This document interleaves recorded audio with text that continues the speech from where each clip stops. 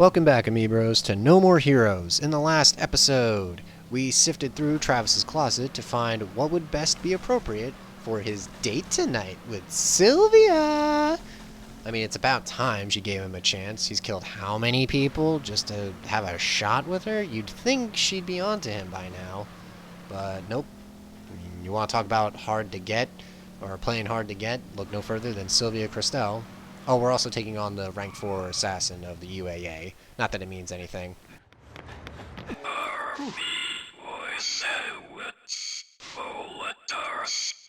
Let's see what you're made of, Kung Boy. Boy, this assassin thinks highly of himself. No matter. Soon he shall feel the wrath of the dreaded Claymore, or better yet known as the Tsubaki 2. And the first one up is his minions. Take this and that! Oh, you want some too, bitch? Alright, fine. Rather than hit you with my sword, I'm gonna punch you for a bit, and then I'm gonna hit you. Booyah! Oh, okay. Your buddy back there is really starting to pee me off, and I don't like it when I get peeved off, so... Alright. Take that! I'll crush you with my sword. Ah, man. I know I gushed about it last episode, and I promised to reel it back a little bit, but, man, I really love the Tsubaki too. It just looks so damn cool compared to the other beam katanas that you can acquire. I mean, look at this. There's no way this is a viable weapon for Travis. He has to put all of his muscle into swinging this damn thing. Like, oh my goodness. It looks like a glorified battering ram or whatnot.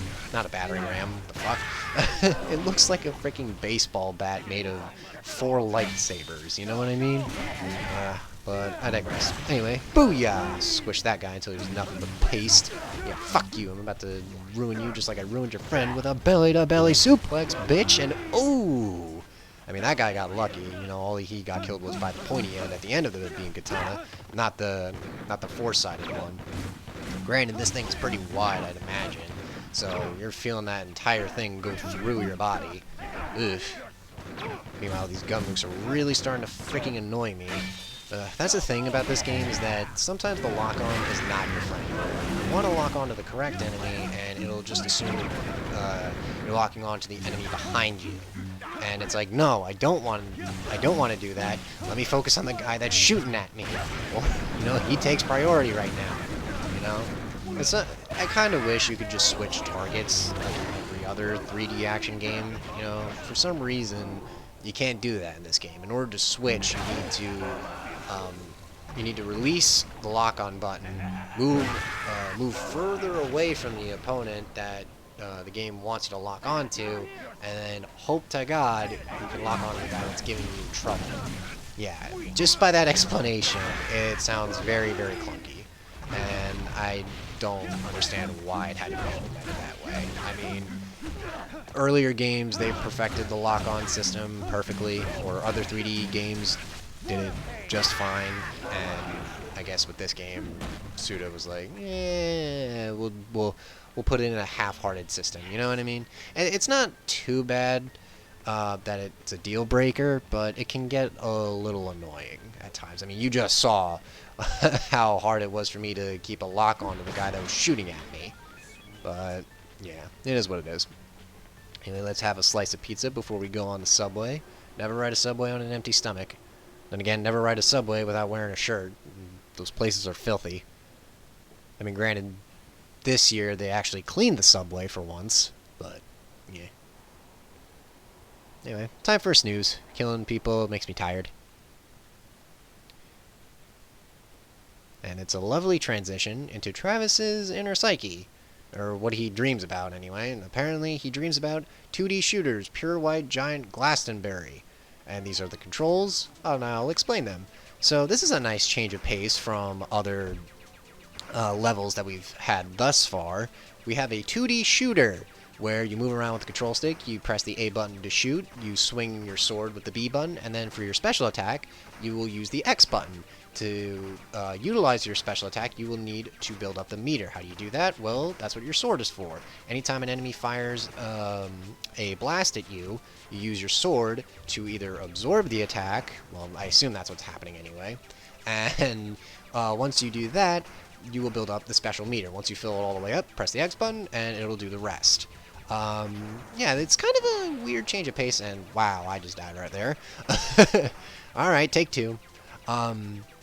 You do not have limited continues. You have unlimited continues until you decide to quit, in which case if you do, that's an instant game over, and you have to replay this this 2D shooter again. This is not a time waster. You have to play this through to completion, or at least until you beat the final boss. Pretty interesting idea, honestly. I really do like it. It's the only time that this game actually does something like that. And yeah, it's not overtly tough like other 2D shooters, or as I like to call them, bullet hell simulators. It's actually really easy, but you wouldn't know that judging by my playing skills here. I mean, I'm not the biggest fan of 2D shooters. Not so much the biggest fan, but I don't really have that much experience with 2D shooters. I remember as a kid, my family had this old PC which had a 2D shooter called Aliens, I think. It was a top-down shooter, and the whole point of it was to deal with incoming aliens. And obviously, the further you progressed, the harder the game got. And yeah, I don't remember playing too much of it. My dad used to play the fuck out of it. But on occasion, I gave it a try, and I sucked ass at it. Obviously, if I stuck with it, I probably could have gotten better, but that's where my shooter experience sort of ends. Until recently, where I actually did buy a 2D shooter called Ghostblade HD. It's basically a top-down shooter, and it's not a very long game. It's more of an arcadey type game, and it's fun. It's addicting as hell. And yeah, like I said, it makes this part of the game and No More Heroes look like a fucking cakewalk, let me tell you. But yeah, once you've made it all the way through the end of the stage, you will face a boss. Obviously, it's going to take a bit to get there, but you are on a time limit, so you do have to kill the boss as quickly as possible. I never understood that, why certain 2D shooters or 2D top-down shooters have time limits on their boss. I guess it's to add to the frantic pace of it. I have no idea. Maybe those who are, you know, more well-versed in top-down shooters can explain so in the comments. One thing I didn't fail to mention is that, like most top-down shooters, you get power-ups. I generally go with the twin blasters. I don't go with the wide shot because I prefer straight line versus, you know, V-shaped formation of my fire.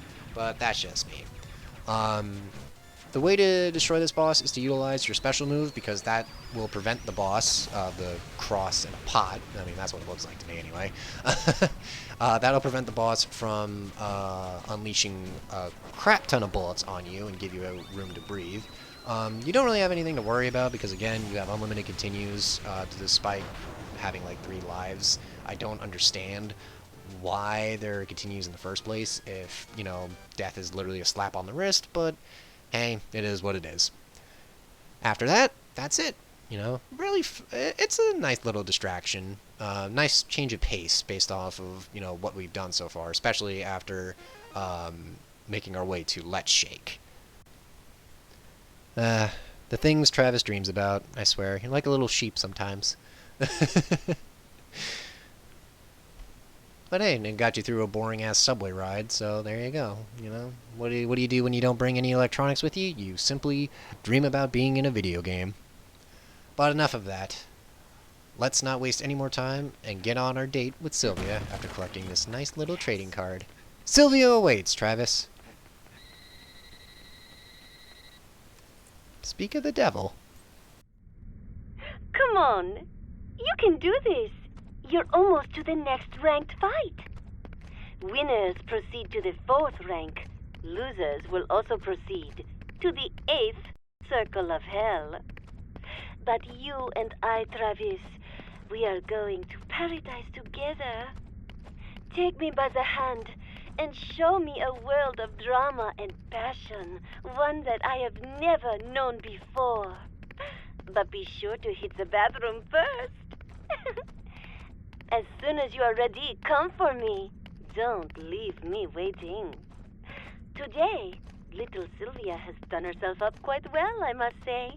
My skin is so silky and smooth. This, quote, charisma makeup artist from Japan gave me, like, the most incredible color gradation ever.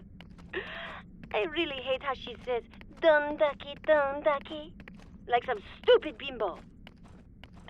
And will you look at that? Today you are going to win with 2,000% certainty. One hot night together, you and me, coming right up. A promise is a promise. Trust your force, Travis, and head for the Garden of Madness. Well, at least we're not heading there alone. Silvia is kind enough to guide us should we fail. But I don't think we'll fail. We made it this far.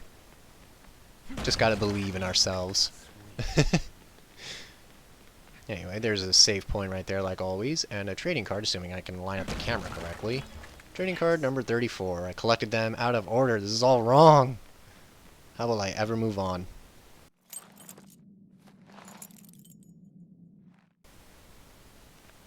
Travis, you've become a masterful pro wrestler. I think I'll book a match for you, but first, a super hard suplex. Remember Satan's Ferris wheel. The double arm suplex! You know, up until playing this game, I never knew that there were this many forms of suplex, you know? The things you learn while playing a video game. Anyway, that'll do it for this episode of No More Heroes, Amiibros. Next time, we face Harvey Moskowitz Wolodarski. See you guys then.